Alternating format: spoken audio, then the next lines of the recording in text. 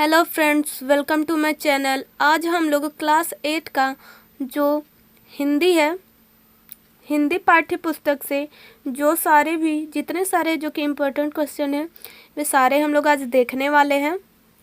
तो चलिए हम लोग स्टार्ट करते हैं। और इससे पहले भी मैंने आप लोगों के लिए सारे वीडियो है जो कि अपलोड कर दिए हैं हर सब्जेक्ट के, तो आप लोग उन वीडियो को भी जाकर देख सकते हैं। तो हम लोग स्टार्ट करते हैं। पहला चैप्टर दिया है अमरूद का पेड़, जिनके लेखक है ज्ञान रंजन। ये दोनों चीज़ है जो कि आप लोगों के लिए इम्पोर्टेंट है, इनके लेखक के नाम और इसका शीर्षक, इस कहानी का शीर्षक दोनों ही इम्पोर्टेंट है। चलिए हम लोग इस पैसेज को, गद्यांश को है जो कि पढ़ते हैं और इन्हीं के साथ इसका उत्तर भी देखते हैं। पहला है राखल हमारे पेड़ के जो अमरूद लाया था, वे बाजारों अमरूदों की सुंदरता से बहुत भिन्न होकर भी स्वादिष्ट थे। अमरूदों के और दोस्तों के बीच अच्छा समय गुजारते हुए मैं किंचित भावुक हो गया। मुझे वे दिन याद आने लगे जब हम छोटे छोटे थे और सुबह दिन दोपहरी दूसरे बंगलों की चार दीवारियां कूद कर अमरूदों की चोरी किया करते थे और पकड़े जाने पर बुरी तरह गिड़गिड़ाया करते थे। आज हमारे घर में भी अमरूद का पेड़ है तो एक अजीब सा गौरव होता है यह कि जिनके घर अमरूद नहीं होंगे वे बच्चे ईर्ष्यालु हो गए होंगे, हमारी चार दीवारी कूदते होंगे। हम अमरूद के इस पेड़ की वजह से रफ्ता रफ्ता पप्पू के बहुत से नन्हे मुन्ने दोस्त हो गए हैं, ऐसा अम्मा ने लिखा था और भौजाई से उसे इस बात की बहुत डांट पड़ती है कि वह क्यों अपनी तबीयत को राजा हो गया है, जिसे चाहे अमरूद लुटाया करता है। पहला क्वेश्चन है, यहाँ पे पहला प्रश्न दिया है, राखाल द्वारा लाए गए अमरूदों को देखकर लेखक भावुक क्यों हो गया? क्योंकि इसका उत्तर होगा, अपने पेड़ के अमरूदों और दोस्तों के बीच लेखक ने अपने जीवन के बहुत अच्छे दिन व्यतीत किए थे, इसलिए वह किंचित भावुक हो गया। दूसरा है, अमरूद का पेड़ अपने घर में होने से लेखक को गर्व होता है, क्यों? उसका उत्तर होगा, लेखक जब छोटा था तो अपने दोस्तों के साथ सुबह दिन दोपहरी दूसरे बंगलों की चार दीवारियां कूद कर अमरूदों की चोरी किया करता था और पकड़े जाने पर बुरी तरह गिड़गिड़ाया करता था। तब अब उसे लगता है कि आज उसके घर में अमरूद का पेड़ है और जिनके घर में अमरूद के पेड़ नहीं होंगे वे बच्चे ईर्ष्यालु हो गए होंगे और हमारी चार दीवारी कूदते होंगे। पहले बचपन में जो लेखक भी दूसरों के घर से अमरूद चुराते थे, वहीं लेखक सोचता है कि आज उन्हीं के घर में कोई बच्चे हैं जो कि अमरूद चोरी करने आते होंगे। अब अगला क्वेश्चन है, निम्नांकित प्रश्नों के उत्तर दें। पहला है, लेखक को क्यों लगता है कि इन सब पिछड़े ख्यालातों का हमारे घर में गुजरा नहीं हो सकेगा? तो इसका उत्तर होगा, अमरूद के पेड़ को देखकर सबसे पहले बाबू कन्हैयालाल की बूढ़ी पत्नी ने एक दिन टोका कि पश्चिम की तरफ अगर मकान का मुखड़ा हो और सामने ही अमरूद का पेड़ तो राम राम बड़ा अशुभ होता है। और माँ के चेहरे पर थोड़ा सा भय दिखा, पर लेखक को विश्वास था कि इन सब पिछड़े ख्यालातों का हमारे घर में गुजर नहीं हो सकेगा, क्योंकि उसके घर के लोग आधुनिक विचारधारा के थे। उसकी माँ सत्याग्रह के दिनों में अजमेर में लंबा जेल कर चुकी है। पिताजी खुद राजनीतिक सामाजिक उदारता वाले आदमी थे। बुआ ने विवाह नहीं किया था, पढ़ने लिखने में ही अपनी संपूर्ण जिंदगी लगा दी थी और समाज कोई चुनौती देने का साहस नहीं कर सका। साथ ही परिवार के सभी लोगों में पिछड़ेपन के प्रति भर्त्सना का भाव था। दूसरा क्वेश्चन है, अमरूद के पेड़ की छाया किस प्रकार लेखक को उनके भाई बहनों के साथ जोड़ती है? इसका उत्तर होगा, अमरूद के पेड़ की छाया लेखक को उसके भाई बहनों के साथ जोड़ती है। वे सभी अमरूद की छाया में बैठ की कुर्सियों पर बैठ चर्चाएं करते थे, जिससे उनके बीच उम्र का फर्क मिट जाता था और दोस्ताना व्यवहार पनपा था। तीसरा क्वेश्चन है, लेखक अपने घर वापस जाकर उदासी का अनुभव क्यों करता है? तो इसका उत्तर होगा, लेखक अपने घर वापस जाकर उदासी का अनुभव करता है क्योंकि अमरूद का पेड़ कट चुका था और जब लेखक और उसके भाई बहन जिंदगी की बुलंदी की ओर बढ़ रहे थे, तब लेखक की माँ को रूढ़ी और अशुभ की मिथ्या भाव ने पराजित कर दिया था। लेखक के प्रति बड़ों में कोई स्वागत भाव भी नहीं था। चौथा क्वेश्चन है, लेखक की माँ अमरूद के पेड़ के लगे रहने का क्या दुष्परिणाम मानती? लेखक की माँ, तो इसका उत्तर होगा, लेखक की माँ का मन यह मान बैठा था कि बड़ी बहू की अलगाव भावना, सबसे छोटी का निठल्लापन, खुद उनकी बीमारी और लोगों का धंधों से बिखर जाना और कुछ नहीं है। बहुत दिनों तक दरवाजे पर उसी अमरूद के पेड़ के लगे रहने का दुष्परिणाम है, जिसे काफ़ी पहले ही लोगों ने अशुभ बताया था। इसी तरह है जो कि लेखक की माँ है, जो कि अमरूद के पेड़ को अशुभ मानती है और उसे काट देती है। पांचवा क्वेश्चन, लेखक को मिद्दू का क्षोभ क्यों अच्छा लगा? इसका उत्तर होगा, लेखक को मिद्दू का क्षोभ इसलिए अच्छा लगा। यह क्षोभ वर्तमान सामाजिक परिस्थितियों में निहायत जरूरी है और क्योंकि यह जीवन का परिष्कार करता है, बशर्ते इस क्षोभ का संस्कार हो और उसे स्वयं पोसा तथा सहा भी जा सके। अब अगला क्वेश्चन है 6 में, सूरज पिछवाड़े के पीपल के ऊपर आ रहा था और जहां अमरूद का पेड़ था वहां धूप का एक चकता तेजी से बड़ा होता दिखाई पड़ा। तो इस पंक्ति का आशय क्या है? तो इसका उत्तर होगा, इस पंक्ति के माध्यम से लेखक कहना चाहता है कि जहां पर कभी अमरूद का पेड़ अपनी छाया से शीतलता प्रदान करता था, वहां उसके कट जाने के बाद शीतलता तो समाप्त हो ही गई, धूप अपने विकराल रूप से वातावरण को गर्म कर रहा है। अब हम लोग का अगला पाठ दिया है, राम का भरत को संदेश। किसके द्वारा लिखा गया है? तो तुलसीदास के द्वारा लिखा गया है। पहला इसका प्रश्न उत्तर देखना है। इस पाठ से श्री राम ने किसे समझाने का प्रयास किया है? तो इस पाठ में श्री राम ने अपने छोटे भाई भरत को समझाने का प्रयास किया है। दूसरा है, राम ने भरत को क्या क्या करने की सलाह दी है? तो इसका उत्तर होगा, राम ने भरत को सलाह दी है कि जब तक हमारे गुरु मुनि और राजा जनक हमारे साथ है तब तक चिंता करने की आवश्यकता नहीं है, वे ही रक्षा करेंगे। बड़ों की आज्ञा का पालन करते रहने से पतन नहीं होता। गुरुजनों की आज्ञा के अनुसार ही राजधर्म का पालन करना चाहिए। तीसरा क्वेश्चन है, तुलसीदास जी के अनुसार मुखिया को कैसा होना चाहिए? तो इसका उत्तर होगा, तुलसी जी के अनुसार मुखिया को मुख के समान होना चाहिए, जो खाता पीता तो अकेला है परंतु शरीर के सभी अंगों का समान रूप से पालन पोषण करता है। पाठ के अनुसार राजधर्म क्या है? तो इसका उत्तर होगा, अपने राज्य की प्रजा परिजन एवं परिवार के सुख दुख का ध्यान रखकर न्यायपूर्वक शासन करना ये राजधर्म है।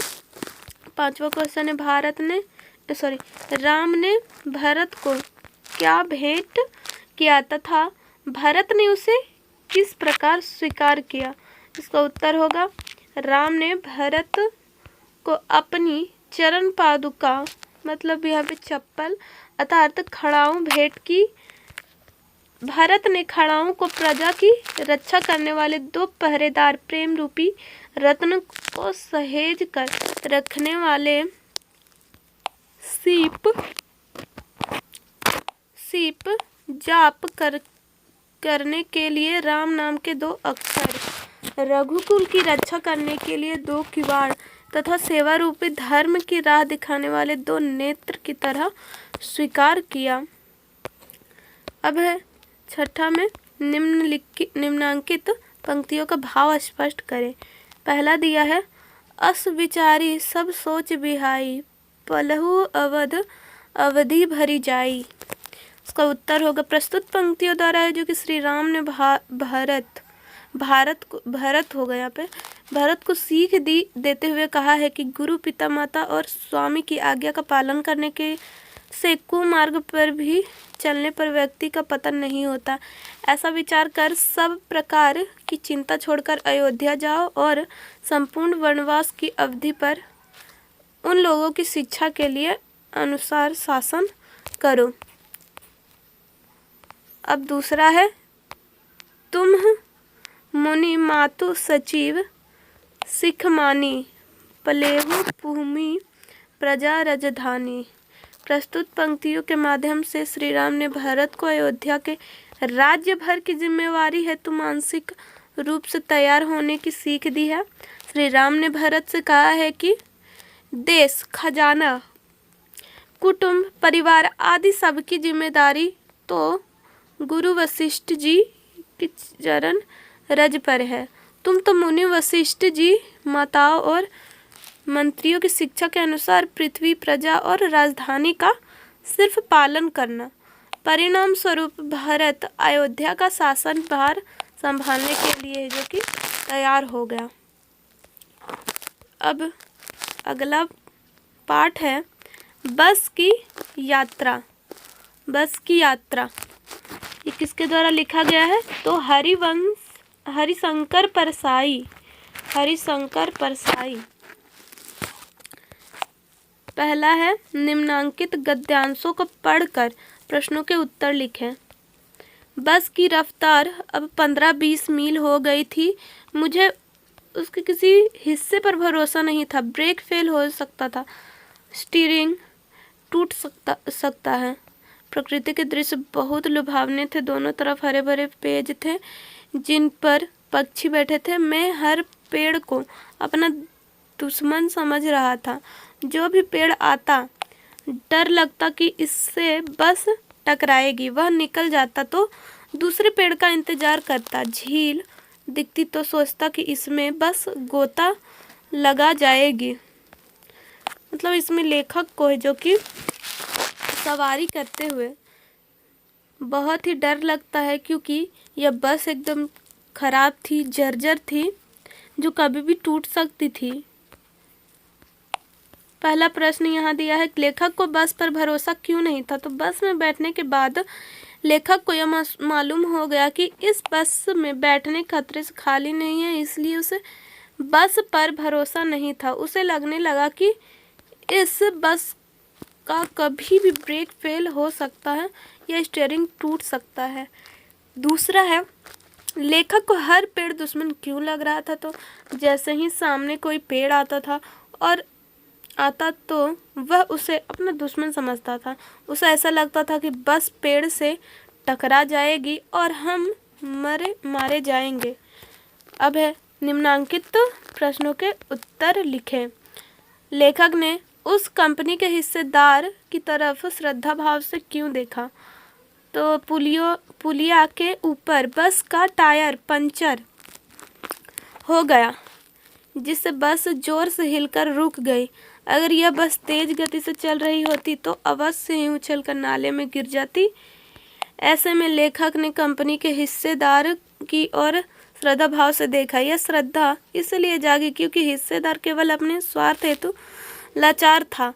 वह जानता था कि बस की टायर खराब है और कभी भी लोगों की जानें जो कि खतरे में पड़ सकती है। फिर भी निरंतर बस को सड़क पर दौड़ा रहा था, यात्रियों की चिंता किए बिना धन बटोरने पर लगा था। अब दूसरा क्वेश्चन है, लेखक को ऐसा क्यों लगा कि सारी बस की ही इंजन है और वह इंजन के भीतर बैठा है।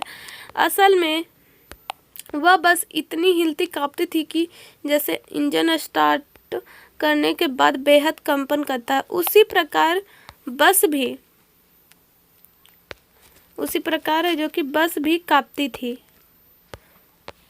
इसलिए लेखक को लगा कि सारी बस इंजन हो गई हो और वह बस में नहीं बैठकर इंजन में ही बैठ गया हो। लेखक को तीसरा प्रश्न है, लेखक को लोगों ने शाम वाली बस से सफ़र ना करने की सलाह दी, क्यों? तो इसका उत्तर होगा, लेखक को लोगों ने शाम वाली बस पर सफ़र ना करने की सलाह दी क्योंकि लोगों को बस की सच्चाई का पता था, अर्थात वे जर्जर दशा से परिचित थे। बस कब कहाँ खराब हो जाए कुछ कहना मुश्किल था। बस यात्री तो गंतव्य तक ठीक से पहुंचा देगी यह कहना मुश्किल था।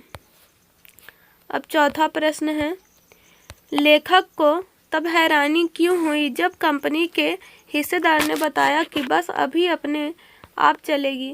तो इसका उत्तर होगा, लेखक के अनुसार वह बस इतनी पुरानी थी कि धक्का मारने के बाद ही चल सकती थी। जब कंपनी के हिस्सेदार ने कहा कि बस अपने आप चलती है, आप अभी देख लो, तब लेखक को आश्चर्य हुआ। पांचवा प्रश्न है, लेखक हर पेड़ को अपना दुश्मन क्यों समझ रहा था। तो जर्जर बस होने के कारण लेखक को लगता था कि कहीं बस स्टीयरिंग फेल ना हो जाए जिससे किसी पेड़ से टकरा जाए। यदि पेड़ से बस टकरा गई तो मौत निश्चित ही आ जाएगी। इसलिए सड़क के किनारे खड़े पेड़ उसे दुश्मन जैसे लग रही थी। छठा प्रश्न है, सविनय अवज्ञा का उपयोग व्यंग्यकार ने किस रूप में लिखा है। तो उसको लिखना है। तो इसका उत्तर होगा, सविनय अवज्ञा का उपयोग व्यंग्यकार ने लेखक ने बस की जीर्ण शीर्ष दशा तथा उसके किसी प्रकार के चलते जाने के संदर्भ में किया है। लेखक व्यंग रूप में बताना चाहता है कि बस की दशा अत्यंत खराब है, वह चलने की दशा में नहीं है, फिर भी कभी धीरे धीरे कभी रुक रुक कर चलती रहती है। ऐसा लगता है कि ड्राइवर तथा यात्रियों के खिलाफ वह रुक रुक कर खराब होकर अवज्ञा प्रकट कर रही है। सातवां प्रश्न है, प्रकृति के दृश्य में भी लेखक को लुभावने क्यों नहीं लग रहे हैं। इसका उत्तर होगा, सड़क के दोनों ओर सुंदर वृक्ष थे जिन पर पक्षी बैठे थे, लेकिन लेखक को तो हर पेड़ दुश्मन नजर आ रहा था, क्योंकि हर पेड़ के आने पर उसे ऐसा प्रतीत होता है कि बस ही कहीं इससे टकरा न जाए। इसलिए उसे लुभावने प्रकृति के दृश्य भी आकर्षित न लगते थे। आठवां प्रश्न है, कुछ यात्री बस ड्राइवर का मारने के लिए क्यों उतारू हो गए थे। तो उसका उत्तर होगा, बस में खराबी थी इसलिए बस रुक गई थी, किंतु कुछ यात्रियों ने समझा बस खराब नहीं हुई है, ड्राइवर ने जानबूझकर रोकी है और खराब होने का बहाना किया है। उनके अनुमान से उसकी डाकू लुटेरों से 60 गांठ है, इसलिए वे बस ड्राइवर को मारने के लिए उतारू हो गए थे। और 9वां प्रश्न है, लेखक को किसे देखकर श्रद्धा उमड़ पड़ी और क्यों। इसका उत्तर होगा, लेखक को बस को देखकर श्रद्धा उमड़ पड़ी। जब लेखक ने बस की दशा देखी तो वयोवृद्ध पुरानी बस के प्रति श्रद्धा उमड़ गई, क्योंकि बस पूजा के योग्य थी, उस पर सवार कैसे हुआ जा सकता था। इसी के साथ हम लोग हिंदी के 3 चैप्टर का जो कि पूरा कर चुके हैं, उनमें से जो भी इम्पोर्टेंट क्वेश्चन बनते थे मैंने आप लोगों को करवा दिया है। अगर आप लोगों को ये वीडियो पसंद आया होगा तो लाइक एंड सब्सक्राइब ज़रूर कीजिएगा और कमेंट भी कीजिएगा कि आप लोगों को इसी तरह के और भी वीडियो चाहिए। तो अब हम लोग मिलते हैं नेक्स्ट वीडियो में। Thank you.